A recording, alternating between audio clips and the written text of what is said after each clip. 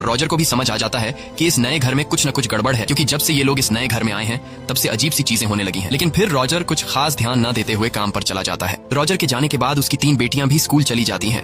अब यहाँ घर पर अकेली कैरोलीन और उसकी सबसे छोटी बेटी अप्रैल रह जाती है। कैरोलीन जब अपनी बेटी के रूम में आती है तो वो देखती है कि अप्रैल किसी से बात कर रही है। तब कैरोलीन अपनी बेटी से पूछती है कि तुम किससे बात कर रही हो, जिस पर अप्रैल बताती है कि इस म्यूजिक बॉक्स में मेरा एक दोस्त रहता है जो मुझसे बातें करता है, और ये वही बॉक्स होता है जो अप्रैल को घर के बाहर पुराने बड़े पेड़ के पास मिला था। ये सुनकर कैरोलीन अपनी बेटी की बातों को मजाक में लेते हुए उस बॉक्स को प्ले करती है और इस बॉक्स के शीशे में अप्रैल के दोस्त को देखने लगती है, लेकिन उसे कुछ भी दिखाई नहीं देता। अब यहाँ अप्रैल अपनी मॉम से कहती है कि तुम मेरे साथ आंख में चौली गेम खेलो। तब कैरोलीन अपनी बेटी की खुशी के लिए राजी हो जाती है और अपनी आंखों पर पट्टी बांधकर अपनी बेटी से कहती है कि तुम घर के किसी भी कोने में छुप जाओ और मैं तुम्हें ढूंढ लूंगी। तब अप्रैल भी ऐसा ही करती है और वो घर के एक कोने में छुप जाती है। इसके बाद कैरोलीन अपनी बेटी को ढूंढते हुए उसके कमरे में चली जाती है, जहाँ कमरे में एक अलमारी होती है और वो अलमारी अपने आप ही खुल जाती है। अलमारी के खुलने की आवाज कैरोलीन सुन लेती है और कैरोलीन को लगता है कि अलमारी को उसकी बेटी ने खोला है, इसलिए वो अपनी बेटी से कहती है कि क्लैप करो, और तभी अलमारी में से 2 हाथ निकलते हैं और 2 बार क्लैप करते हैं। क्लैप की आवाज सुनकर कैरोलीन धीरे धीरे अलमारी की तरफ बढ़ने लगती है। अलमारी के पास पहुंचकर उसे किसी के सांस लेने की आवाज सुनाई देती है। कैरोलीन को लगा कि यह उसकी बेटी सांस ले रही है, इसलिए वो उसे पकड़ने की कोशिश करती है, लेकिन सामने से आवाज आने के बावजूद उसके हाथ कुछ भी नहीं लगता। ये देखकर वो घबरा जाती है और जल्दी से अपनी आंखों से पट्टी उतार देती है। तब उसे सामने अलमारी में कोई भी नहीं दिखता और तभी पीछे से उसकी बेटी आती है। अपनी बेटी को देखकर कैरोलीन हैरान रह जाती है और वो अपनी बेटी से पूछती है कि तुम कहाँ थी। तब अप्रैल बोलती है कि मैं तो क्रिस्टीन के कमरे में थी। ये सुनकर कैरोलीन पूरी तरह से चौंक जाती है और उसे समझ नहीं आता कि अलमारी में से क्लैप किसने की। अब रात होती है और जब क्रिस्टीन अपने बेड पर सो रही होती है तभी उसका पैर कोई जोर से खींच लेता है, जिससे वो जाग जाती है। शुरू में क्रिस्टीन को लगा कि यह उसकी बहन का मजाक है, लेकिन जब वो देखती है कि उसकी बहन तो बगल में सो रही है जबकि उसका पैर सामने से खींचा गया है, इसलिए वो बेड के नीचे देखती है, पर बेड के नीचे कोई भी नहीं होता। और तभी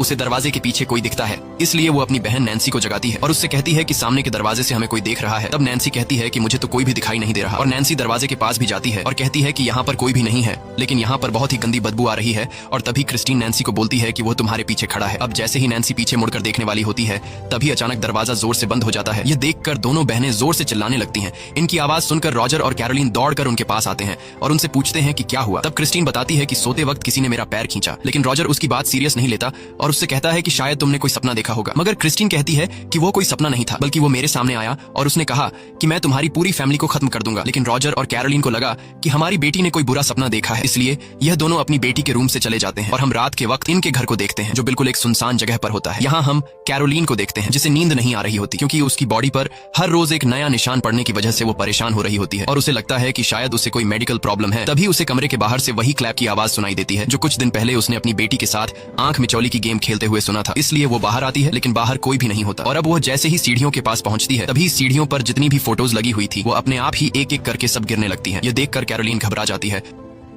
और नीचे आती है, लेकिन नीचे भी उसे कोई नजर नहीं आता। तभी उसे